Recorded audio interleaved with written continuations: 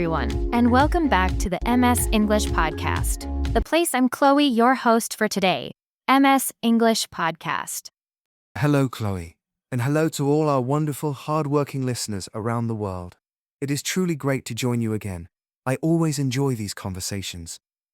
It's great to have you here, Ethan, but, are you okay today?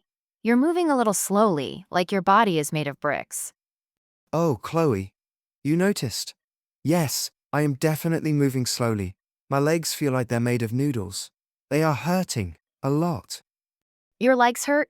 Did you fall or bump into something? No, nothing dramatic like that. I went to the gym yesterday. Ah, the gym. Now it makes sense. Yes, I finally decided to start exercising again. I lifted weights, I ran on the treadmill, and I even tried a new machine that looked like a torture device. Wow, good for you, Ethan. That's impressive. Thank you. But today, ouch, my muscles are extremely angry with me. They're screaming. I understand completely. But you know the famous saying, right? Which saying?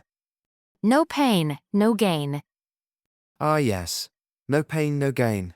A classic phrase in English. It is indeed. And it's perfect for our topic today.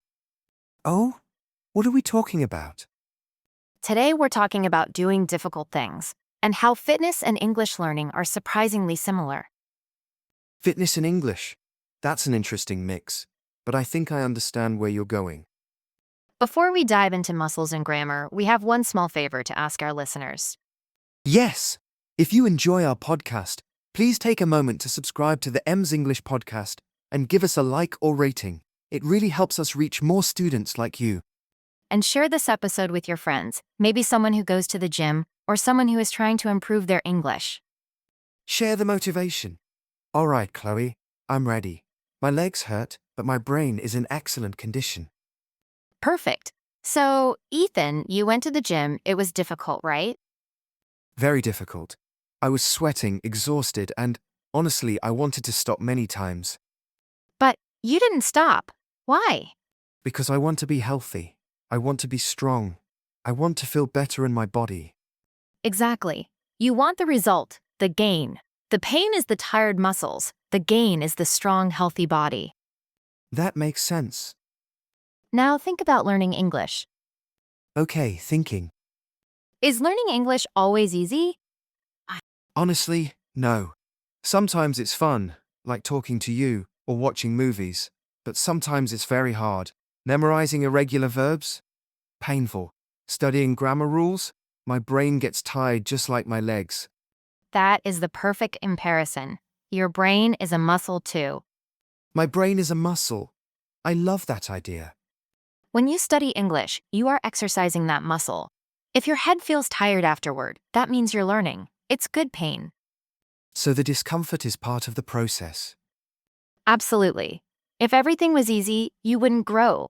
Just like lifting a pencil doesn't build big muscles, only saying hello and goodbye doesn't make you fluent. That's true. I have to push myself to say difficult sentences and try new words. Exactly. And speaking can be scary. Yes, speaking is the scariest part. I might make mistakes. Someone might not understand me.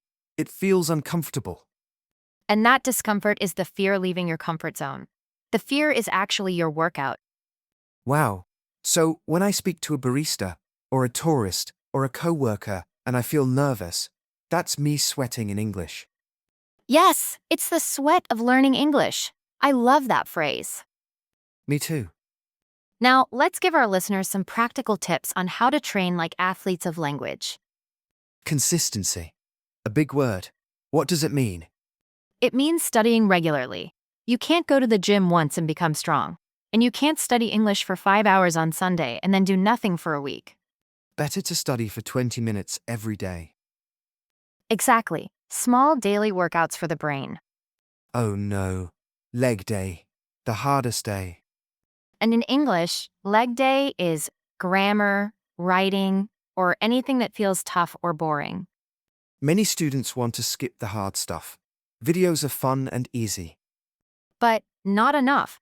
Sometimes you need to sit down, study a grammar rule, and write sentences. It hurts, but it makes you stronger. Finally, a tip I love.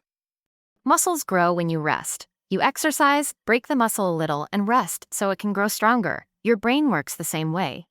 Sometimes when I study too long, I forget everything. That's burnout. Rest prevents burnout. A day off is sometimes the best study day.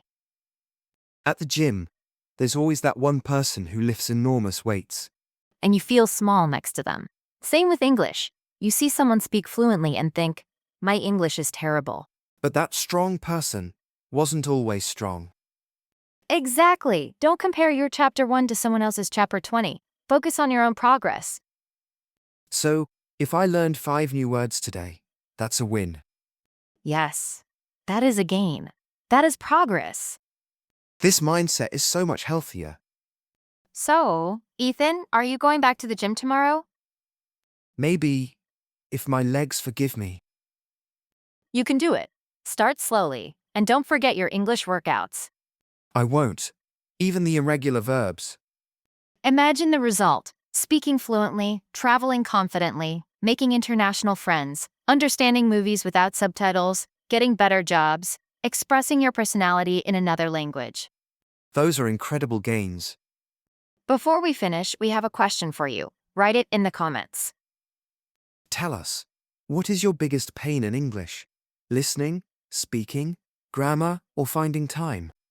And tell us, what is your gain? Why are you learning English? We love reading your stories. You're all doing amazing. Don't forget to subscribe to the MS English podcast so you don't miss our next workout session. And share this episode with your study partner. Thank you so much for listening. Keep practicing, keep growing, and keep moving. No pain, no gain. See you next time, everyone. Good luck.